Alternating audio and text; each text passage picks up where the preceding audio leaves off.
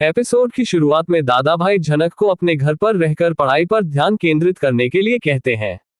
पाराशर उनसे पूछते हैं कि ऋषि ने अदिति से शादी क्यों की, जबकि वह पहले से ही झनक से शादीशुदा थे। झनक सबको याद दिलाती है कि ऋषि की पहले अदिति से सगाई हो चुकी थी और बताती है कि उसने कभी इस शादी को स्वीकार नहीं किया और उसके साथ रहने की उसकी कोई योजना नहीं है। झनक कहती है कि उससे गलती हुई है और वह सभी को घर वापस जाने की सलाह देती है। तभी पाराशर शक जताते हुए कहता है कि ऋषि और उसका परिवार उसे धोखा दे रहे हैं। झनक के समर्थन में दादा भाई बताते हैं कि उसने और ऋषि ने अलग रहने का फैसला किया है और कोई भी उनके फैसले को नहीं बदल सकता क्योंकि वे वयस्क हैं। वे अनिरुद्ध को बताते हैं कि ऋषि के प्रभाव से नहीं, बल्कि झनक की ईमानदारी ने उसे नौकरी पर रखा है।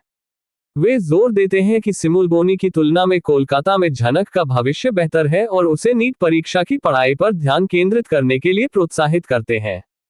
पुतुल पाराशर से झनक को वहीं रहने देने के लिए कहती है, उसकी बुद्धिमत्ता की प्रशंसा करती है और भविष्यवाणी करती है कि उसे छात्रवृत्ति मिलेगी।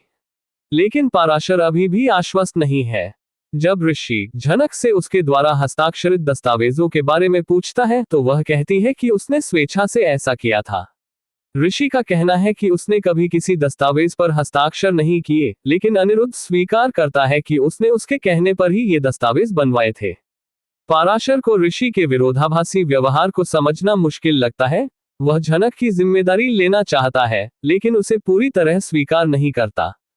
झनक जवाब देती है कि उसने कभी ऋषि को अपना पति नहीं माना और यह भी कि उसने उसे कभी अपनी पत्नी जैसा नहीं माना। दादा भाई पाराशर से कहते हैं कि झनक अपने सपने पूरे करने के बाद सिमुलबोनी वापस जा सकती है। बातचीत का विषय अनिरुद्ध पर आ जाता है, जिस पर पुतुल एक बेटी की खुशी दूसरी बेटी के लिए छीनने का आरोप लगाती है। झनक कहती है कि वह पाराशर का अपने जैविक पिता के रूप में सम्मान करती है और उन्हें ऐसा नहीं मानती। जैसे ही पाराशर अनिरुद्ध के पास जाता है, तनाव बढ़ जाता है, लेकिन दादा भाई और ऋषि बीच में आ जाते हैं। झनक पाराशर को अपनी पढ़ाई पर ध्यान केंद्रित करने और कॉलेज में दाखिला लेने का वादा करके शांत करती है। बाद में कार में ऋषि अदिति से बात करता है और उसे गलत न समझने के लिए कहता है। अदिति स्वीकार करती है कि उसे उससे शादी करने का पछतावा है, लेकिन वह उसके व्यवहार को समझती है।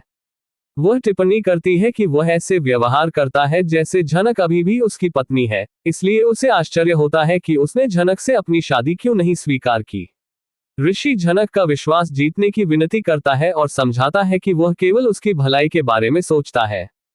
हालांकि अदिति को उसके इरादों को समझने में मुश्किल होती है, वह उसे आश्वस्त करता है कि झनक की भलाई उसके लिए सर्वोच्च चिंता है।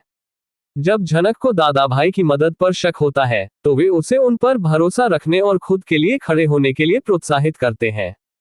पुतुल झनक को भरोसा दिलाती है कि उसकी बहादुरी के लिए उसे प्यार और सम्मान मिलेगा।